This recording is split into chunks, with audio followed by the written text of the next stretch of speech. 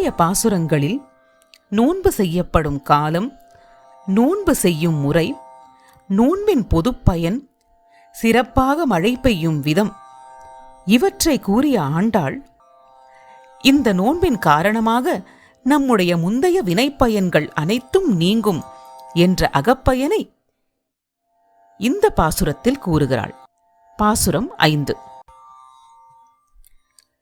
மாயம் வல்லவனும் நிலை பெற்ற வடமதுரையில் வந்து பிறந்தவனும் தூய்மையான பெரிய யமுனை நதியில் விளையாடியவனும் ஆயர்கள் குலத்திலே வந்து தோன்றிய ரத்ன தீபம் போன்றவனும் தாயாகிய யசோதையின் பெற்ற வயிற்றை பெருமைப்படுத்தி தாமோதரன் என்று பெயர் பெற்றவனுமாகிய கண்ணனை தூய்மையான மனத்தோடு நாம் நல்ல மணமிக்க மலர்களை அவன் திருவடிகளில் இட்டு வணங்கி வாயினால் அவன் புகழை பாடி மனத்தினால் அவனை தியானித்து வழிபட்டால் நமது பிழைகள் யாவும் நீங்கும், வந்து சேர இருக்கும் வினைகளும் நம்மை நெருங்கா, நம்முடைய பாவங்கள் அனைத்தும் தீயிலிட்ட பஞ்சு போல் பொசுங்கி மறைந்து போகும்.